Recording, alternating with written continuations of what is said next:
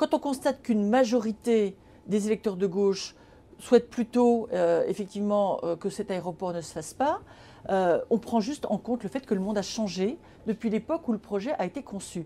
Il a été conçu dans le milieu des années 60. Je n'avais pas le droit de vote. Le président de la République, sans doute non plus. Hein. Et donc, le monde a changé et il me paraît juste absolument normal de réexaminer ces choix faits avant-hier à l'aune des contraintes de demain. Par contre, ce qui me paraît net, c'est qu'il faut passer le message à Jean-Marc Ayrault. L'autorité du Premier ministre sur son gouvernement, l'autorité du Premier ministre sur la majorité parlementaire, ce n'est pas des coups de menton pour dire « je ferai comme j'ai dit ». C'est la capacité à se remettre en question.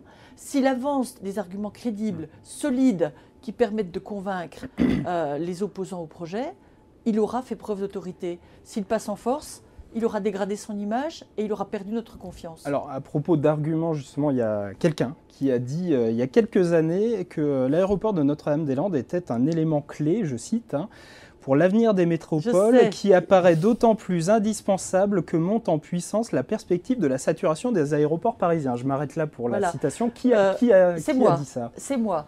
Et je ne trouve pas du tout difficile de m'expliquer là-dessus. Pourquoi ? À l'époque, vous vous souvenez, se posait la question d'un troisième grand aéroport dans le bassin parisien. On évoquait un site en Picardie, un autre dans la Beauce, un troisième en Champagne.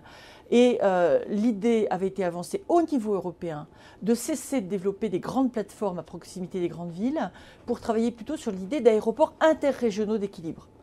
Dans cette perspective-là, Notre-Dame-des-Landes aurait pu se discuter. Ça aurait conduit à la fermeture de l'aéroport de Nantes, de Rennes, de Saint-Nazaire, de Lorient sans doute, etc., pour avoir quelques plateformes de stature interrégionale.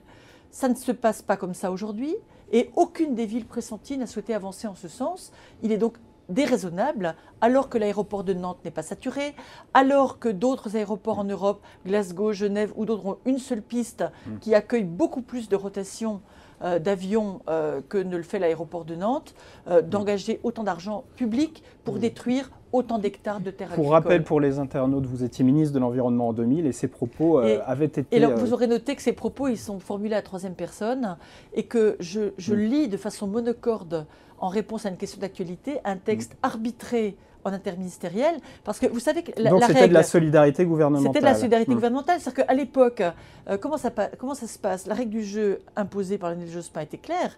On débat avant, une fois que la décision est prise, elle s'impose à tout le monde. Et pour ma part, je me réjouis d'avoir souvent gagné mes arbitrages, parfois perdus, comme ça a été le cas pour les autres ministres socialistes ou communistes du gouvernement. On ne gagne pas 100% de ces arbitrages. En tout cas, le PS se plaît à rappeler cet argument, puisque c'est Jacques Oxiette, le président de la région Pays de la Loire, qui les a rappelés dans Ouest France il y a quelques jours. Et je lui ai écrit. Et je lui ai écrit pour lui répondre, parce que je crois me souvenir qu'à l'époque, Jacques Ossiette, il était aussi beaucoup plus souple, et qu'il n'a jamais hésité à m'inviter pour venir le soutenir quand il avait besoin pour être réélu à la tête de la région Pays de Loire. C'est un ami, je tiens à ce qu'il reste un ami, ça l'oblige à ne pas dire n'importe quoi et à ne pas caricaturer les personnes auxquelles il s'adresse.